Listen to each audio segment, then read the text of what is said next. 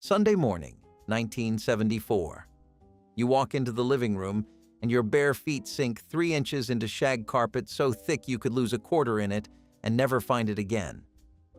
The couch is sunken into a pit in the floor. Your dad is wearing a polyester leisure suit to a backyard barbecue, and nobody thinks any of this is even slightly odd. The 1970s were a decade where the strange became the standard. Entire families made choices that would get a sideways look today, and not a single person questioned it.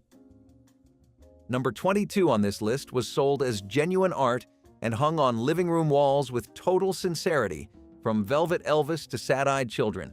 And number 11 had parents across America handing their children a toy so dangerous it was eventually pulled from shelves.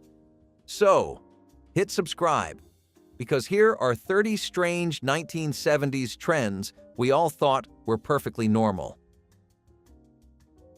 Number 30. Shag carpeting in the kitchen.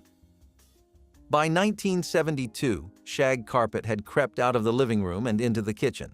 Thick, deep pile carpet right next to the stove, right under the table where you spilled spaghetti sauce every other Tuesday.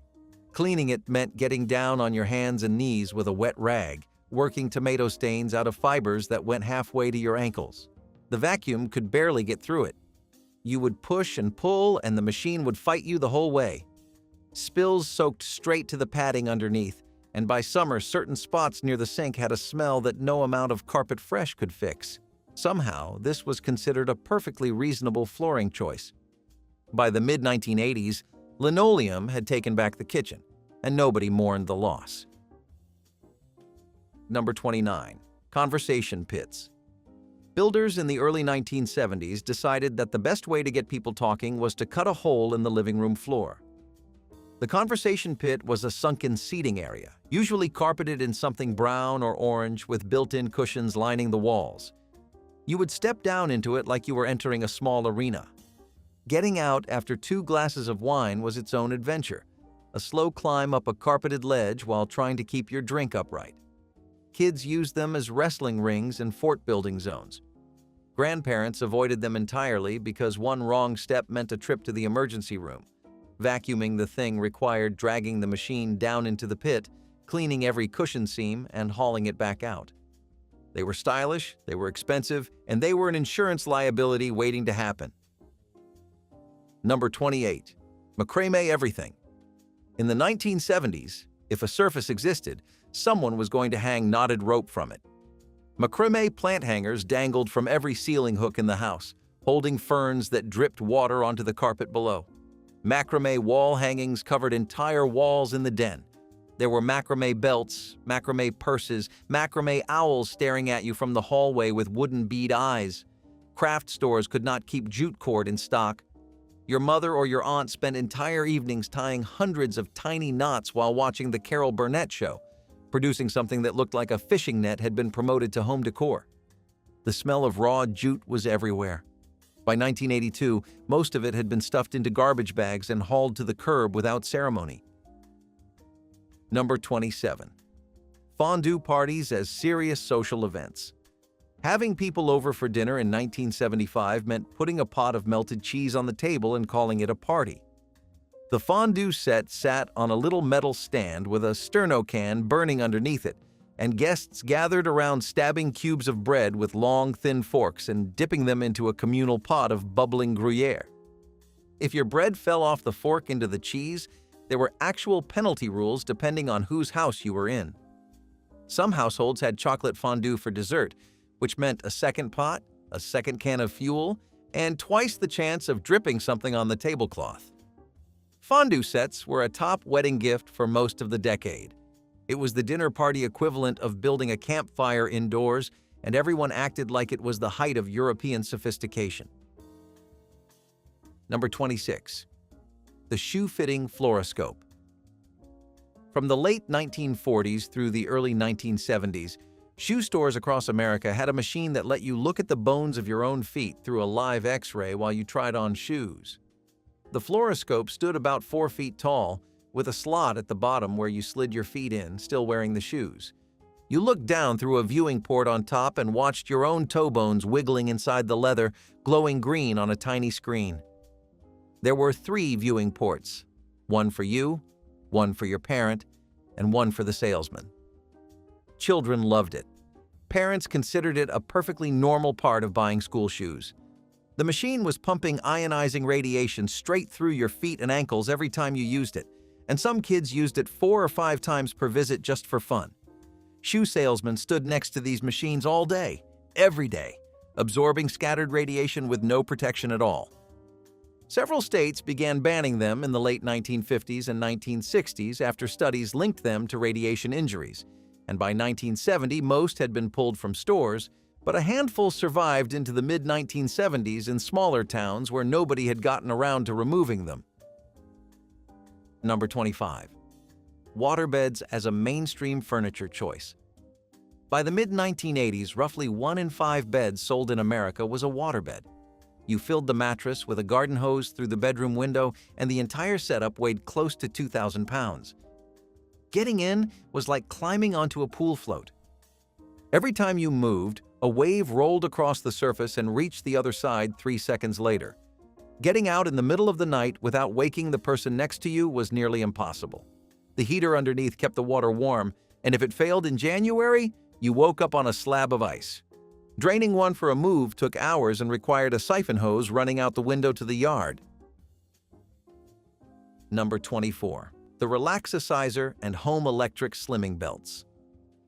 In the late 1960s and early 1970s, millions of Americans strapped wide rubber belts embedded with electrodes around their waists, thighs, and hips, plugged them into a wall outlet, and let the machine send jolts of electricity through their muscles in the belief that this would burn fat and flatten their stomachs without any exercise. The Relaxicizer was the most popular brand.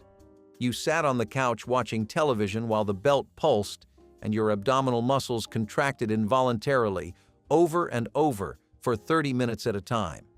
It felt like being repeatedly poked in the stomach by an invisible finger. The Food and Drug Administration seized the devices in 1970 after documenting cases of miscarriages, hernias, and aggravated ulcers, and a federal court declared the Relaxicizer dangerous and ineffective. But knockoff versions kept appearing in the back pages of magazines for years, promising effortless weight loss through electricity.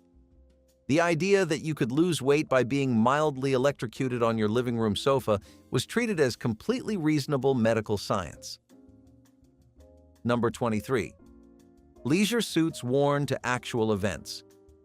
The leisure suit was polyester from collar to cuff, usually in a shade of powder blue, tan, or forest green, and men wore them to weddings, to church, to restaurants, with a wide-collared shirt unbuttoned enough to show a gold chain resting on chest hair. The fabric did not breathe at all. In a warm room, you were essentially wearing a plastic bag that generated its own humidity.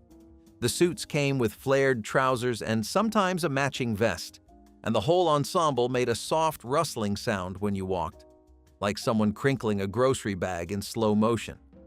John Travolta wore a white one in Saturday Night Fever in 1977, and suddenly every man in America wanted one. Department stores could not stock them fast enough. By 1980, they were the punchline of every fashion joke, and closets across the country quietly purged them. Number 22. Velvet paintings as genuine home art. In the 1970s, velvet paintings were not ironic. They were real art that people bought with real money and hung in their living rooms with complete sincerity. Elvis Presley, bullfighters, sad-eyed children, a matador frozen mid-Cape swirl. The most popular ones were sold at roadside stands, swap meets, and gas stations across the Southwest. Tijuana, Mexico was the epicenter, where artists painted hundreds a week on stretched black velvet, and vendors along the border sold them by the thousands. A good one cost $5. A great one cost $10. The velvet surface gave every image a softness that looked dramatic under a lamp, and the black background made the colors pop in a way no canvas painting could match.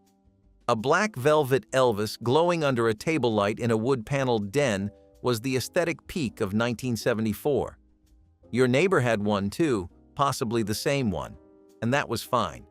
By the early 1980s, they became synonymous with bad taste. But for a solid decade, they were the most popular wall art in working-class America, and the people who bought them were not being ironic. Number 21. Beanbag chairs as real living room furniture. The beanbag chair was a vinyl sack filled with tiny polystyrene beads, and in the early 1970s, it was treated as a legitimate piece of furniture. Families put them in the living room, right next to the couch, as if a shapeless blob of vinyl was architecturally equivalent to a lazy boy. Sitting down meant sinking into the thing until it swallowed you to the shoulders. Getting up required rolling sideways onto the floor first and pushing yourself upright with both hands. The vinyl stuck to bare skin in summer and crackled with static in winter. The zipper on the back was the weak point. If it broke, thousands of tiny white beads scattered across the carpet and into every crack in the house. The cat would eat them. The vacuum would choke on them. You would be finding them behind the couch and inside your shoes for years. Number 20. Beaded door curtains instead of actual doors. Somewhere around 1971, millions of Americans decided that a doorway did not need a door. What it needed was a curtain made of wooden beads, bamboo tubes, or plastic strands that clattered every time you walked through them. They hung in kitchen doorways, bedroom doorways between the hall and the den. Privacy was theoretical. You could hear everything through them, see most things through the gaps, and they announced your arrival with a sound like a miniature rainstorm hitting a tin roof. They tangled constantly. The strings broke. The beads rolled under furniture. And for almost a full decade, this was considered a perfectly acceptable alternative to a functioning door. Number 19. The CB radio craze. In 1976 and 1977, Citizens' band radio exploded from a trucker tool into a national obsession. Regular families installed CB units in their station wagons, their kitchens, even their bedrooms.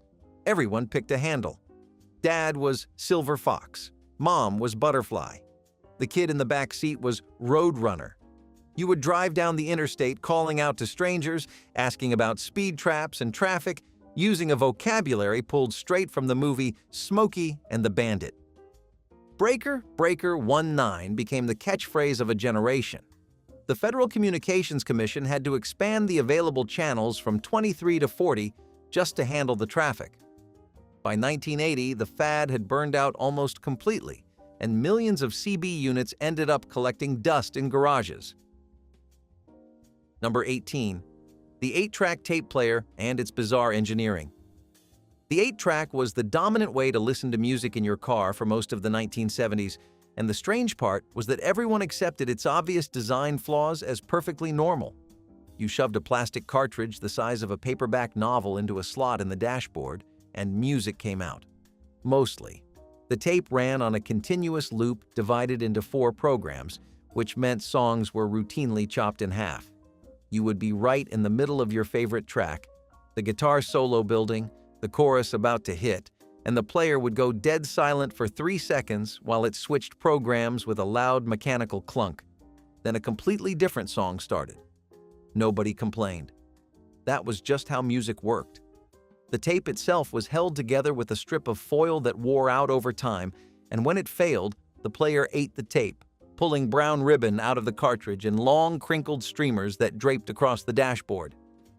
Fixing it meant a pencil jammed into the spool and 10 minutes of careful rewinding, hoping the creased section would still play without warbling. The strangest part was the loyalty. People bought 8-tracks by the dozens, built collections, stored them in carrying cases on the backseat, and defended the format against the clearly superior cassette tape with the same conviction that people today argue about streaming services. The whole format was a masterpiece of flawed engineering that an entire generation adopted without question. Number 17. Pet rocks sold as actual pets. In 1975, a man named Gary Dahl sat in a bar in Los Gatos, California, listening to his friends complain about their pets. He went home and put a smooth stone in a cardboard box with air holes, wrote an instruction manual on how to care for it, and sold it for $3.95. He sold over 1 million of them in 6 months. The instruction manual included tips on how to teach your rock to sit, stay, and play dead. It already knew all three. The fad lasted about 6 months, made Dahl a millionaire, and remains one of the strangest commercial successes in American retail history. Number 16. Mood rings as real emotional barometers.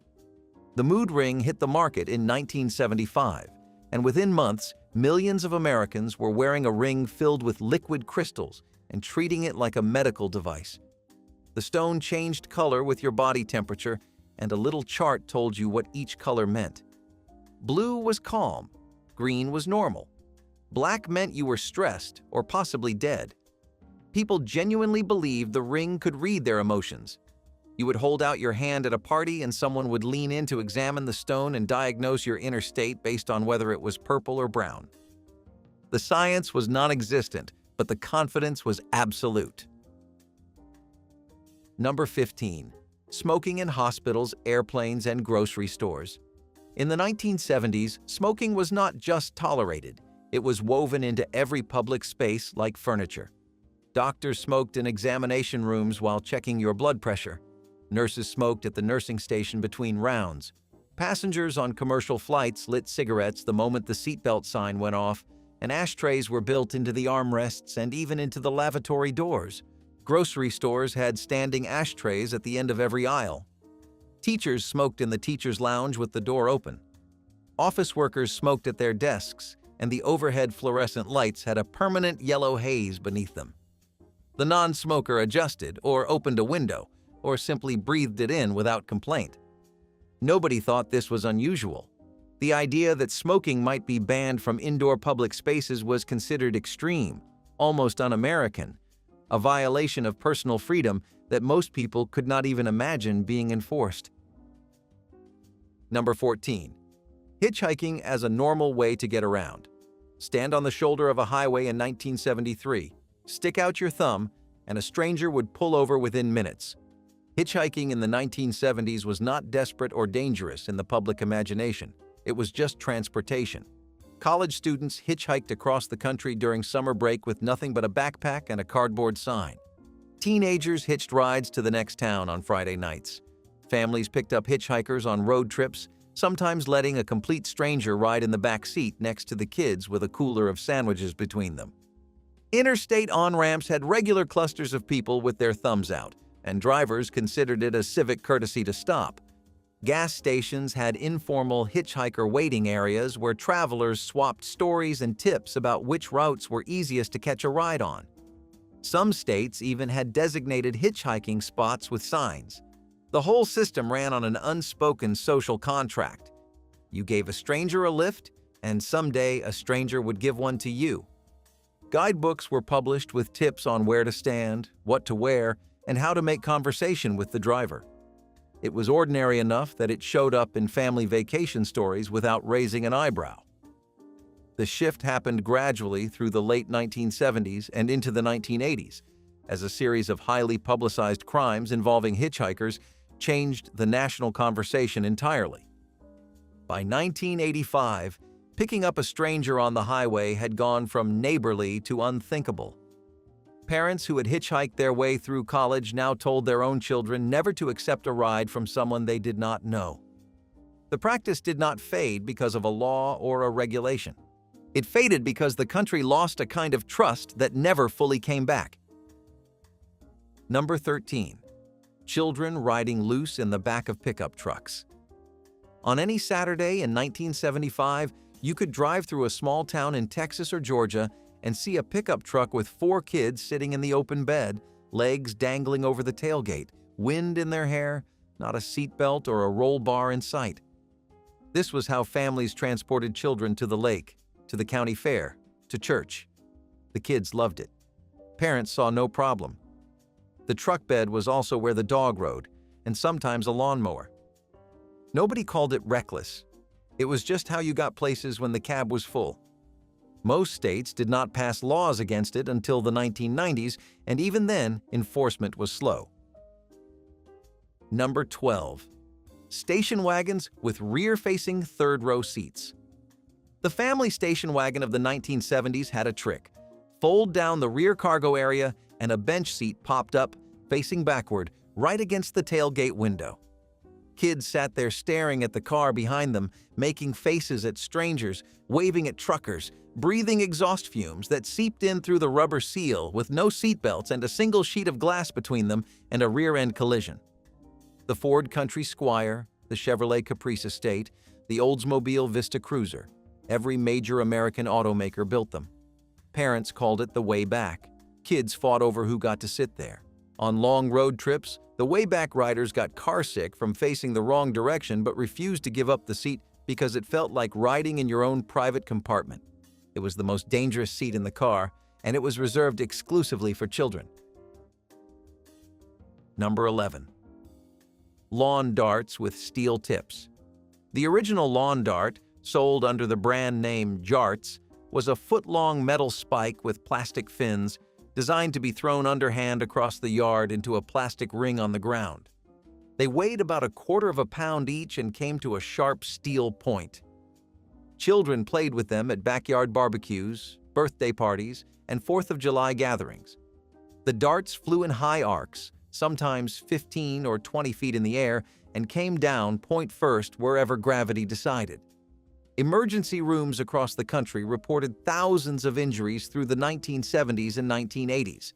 The Consumer Product Safety Commission banned them in 1988, after they were linked to the deaths of several children. The strange part was not that they were dangerous. It was that every adult in the yard watched those steel spikes arc over their children's heads and thought nothing of it. Number 10. The rotary phone with a 25-foot coiled cord stretched through the house.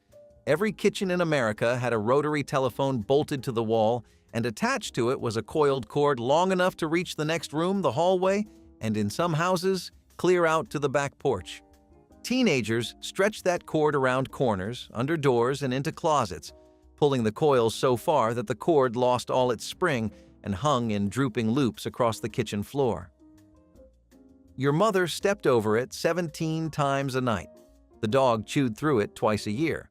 The cord tangled into a knotted mess every few days, and you held the handset in the air, letting it spin until the coils straightened out. Dialing a long-distance number meant sticking your finger in the hole, dragging the dial all the way around, waiting for the agonizing click back, and doing it 10 more times. A wrong digit on the last number meant starting from scratch. And because the phone was bolted to the wall in the most public room of the house, every private conversation required crouching inside a coat closet with the cord at full stretch, whispering into the receiver and hoping nobody picked up the extension in the bedroom. Number 9. Clackers, the toy that sent children to the emergency room. Clackers were 2 heavy acrylic balls attached to a string with a ring in the middle. You held the ring and swung your hand up and down until the balls clacked together above and below your fist in a fast, rhythmic arc. The noise was deafening. Every schoolyard in 1971 sounded like a hailstorm on a tin roof. The problem was that the acrylic shattered on impact, sending sharp fragments flying into faces and eyes. The Consumer Product Safety Commission declared them a mechanical hazard and banned them nationwide in 1977. Schools pulled them from playgrounds. Stores cleared them from shelves. But for one glorious and dangerous year, every kid in America wanted a pair. Number 8. Jell-O molds with meat and vegetables inside them. The 1970s were the golden age of the savory gelatin mold. Cookbooks and women's magazines published recipes that combined Jell-O with things no reasonable person would put in Jell-O. Lime gelatin with shredded carrots and celery, tomato-flavored aspic with chunks of ham and hard-boiled eggs suspended in the middle like insects trapped in amber. Orange gelatin with grated cheddar cheese and olives. These were not jokes. These were served at church potlucks and Thanksgiving dinners, presented on a platter with the same pride as a roast. The mold itself was an elaborate copper or aluminum form, sometimes shaped like a fish or a ring, and unmolding it successfully was a point of genuine household pride. You ran a butter knife along the inside edge, dipped the bottom in warm water, flipped the whole thing onto a plate, held your breath, And if the shape slid out intact with every olive visible through the translucent surface, you had accomplished something. If it collapsed into a quivering heap, you would hear about it from your sister-in-law for weeks. By the mid-1980s, the savory Jell-O mold had quietly disappeared from most American tables, replaced by actual salads made of actual vegetables. Number 7. Tanning with baby oil and aluminum foil reflectors. Every summer in the 1970s, backyards and public pools turned into open-air roasting stations. The method was straightforward. Coat every exposed inch of skin in Johnson's baby oil. Unfold a sheet of aluminum foil, angle it under your chin to bounce extra ultraviolet rays onto your face, and lie motionless in direct sunlight for hours. Some people mixed iodine into the baby oil for a deeper color. Others used Crisco vegetable shortening straight from the can. Sunscreen existed, but using it was considered an admission that you did not actually want a tan, so almost nobody bothered. If your skin peeled in translucent sheets off your shoulders by Wednesday, that just meant you needed to go back out on Thursday to even things out. Teenage girls competed for the deepest tan when school started in September. Mothers lay on beach towels in the driveway with foil reflectors angled like satellite dishes under their chins. The connection between ultraviolet exposure and skin cancer was already in the medical literature, but it had not reached the general public with any force.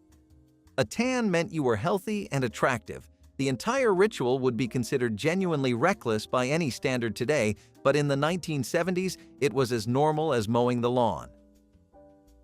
Number 6. Streaking through public events. In 1974, streaking was not a crime in most people's minds. It was a national fad. College students ran naked across football fields, through shopping malls, and across graduation stages, while crowds cheered and campus security pretended not to notice. Ray Stevens had a #1 hit song about it called "The Streak." A man named Robert Opel appeared on live television during the Academy Awards ceremony that year, sprinting across the stage behind David Niven while flashing a peace sign. The audience laughed. Niven made a quip about the man's shortcomings. Nobody was traumatized. College newspapers covered streaking events like sports scores. For about 18 months, public nudity as a form of comedic performance was treated as harmless fun, and then the fad vanished as quickly as it had arrived. Number 5. Earth shoes with the negative heel. The Earth shoe arrived from Denmark in 1970 and turned footwear engineering upside down. The heel sat lower than the toe, creating a backward slope that was supposed to mimic walking barefoot in sand. The idea was that this posture corrected your spine, improved your breathing, and aligned your entire body. People lined up around the block at the original store in Manhattan. By 1974, there were over 100 Earth shoe stores across the country. Podiatrists had mixed opinions, but customers swore by them. The shoes were clunky, heavy, and looked like something a medieval monk would wear on a pilgrimage. The company went bankrupt in 1977, done in by overexpansion and a public that had moved on to running shoes. Number 4. Pyramid power as legitimate science. In the early 1970s, a best-selling paperback introduced Americans to the idea that the shape of the Great Pyramid of Giza had mystical energy properties. Within 2 years, thousands of people were buying small cardboard and plastic pyramids from mail-order catalogs and placing them over razor blades to keep the edges sharp, over fruit to keep it from rotting, and over their own heads while meditating to channel cosmic energy. Stores sold pyramid kits for $10 or $15. You could buy a pyramid-shaped terrarium for your houseplants. One company sold a copper wire pyramid hat that promised improved concentration and heightened spiritual awareness. People put pyramids over their morning coffee to improve the flavor. A man in Sedona built a 6-foot wooden pyramid in his backyard and sat inside it every evening, convinced it was recharging his nervous system. None of it did anything. The razor blades dulled at the same rate. The fruit rotted on schedule. But for the better part of a decade, pyramid power was discussed seriously in mainstream magazines, demonstrated on afternoon talk shows, and practiced by otherwise rational adults who saw nothing unusual about placing a small plastic triangle over a piece of steak. Number 3. Tiki bars built into suburban basements. Across America in the 1970s, fathers built elaborate tiki bars in their basements using bamboo, thatch, and wooden carvings ordered from catalogs. The bar had a grass skirt stapled around the front, plastic pineapples on the counter, and a shelf of rum bottles with Hawaiian labels. There were tiki mugs, paper umbrellas, and sometimes a string of Christmas lights shaped like chili peppers for year-round ambiance. The whole setup existed 15 feet underground in a suburb of Cleveland or Minneapolis, thousands of miles from any actual island. Guests sat on rattan stools and drank Mai Tais while the furnace kicked on in the background. It was exotic escapism built on plywood and staples. Number 2. The Bicentennial Obsession of 1976. When America turned 200 years old, the entire country lost its collective mind for red, white, and blue. Fire hydrants were painted to look like Revolutionary War soldiers. Mailboxes got stars and stripes. There were bicentennial editions of everything: plates, coins, toilet seat covers, lunchboxes, trash cans, and dog collars. Grocery stores sold bicentennial bread. Gas stations gave away bicentennial drinking glasses. Neighborhoods held block parties with tricycle parades and pie-eating contests. The commemorative merchandise was so overwhelming that by July 5th, half of it was already in a box in the attic.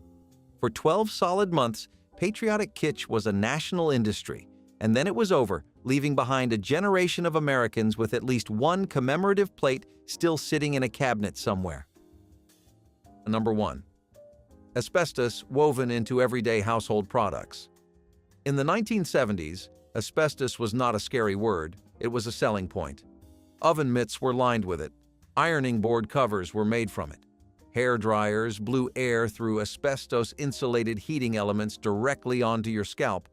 Toasters, space heaters, and slow cookers all contained asbestos components, and nobody thought twice about it because the material was fireproof, cheap, and everywhere. Johnson & Johnson used it in their baby powder. Fake snow sprayed on Christmas trees was made of pure chrysotile asbestos, and families shook it out of the can while children sat underneath decorating. School ceilings were sprayed with it, brake pads were packed with it, and backyard mechanics crawled under their cars breathing in clouds of asbestos dust every weekend. The mineral had been linked to lung disease since the 1930s, but the industry buried the research so effectively that most Americans had no idea they were handling a carcinogen with their bare hands every single day. By the time the Environmental Protection Agency began restricting it in the late 1970s and 1980s, it was already in the walls, the floors, the appliances, and the lungs of an entire generation. The fact that something now treated as one of the most dangerous materials on Earth was casually woven into oven mitts and baby powder is one of the strangest things about the decade. The 1970s gave us a decade of choices that made perfect sense at the time and make almost no sense now. Every one of these trends was mainstream, every one of them was normal, and every one of them disappeared so completely that remembering them feels like uncovering a time capsule buried under the backyard. If anything on this list brought back a memory, drop a comment and tell us which one your family had or did. If you know someone who grew up in the 1970s, share this with them. And please subscribe to the channel to keep these stories alive.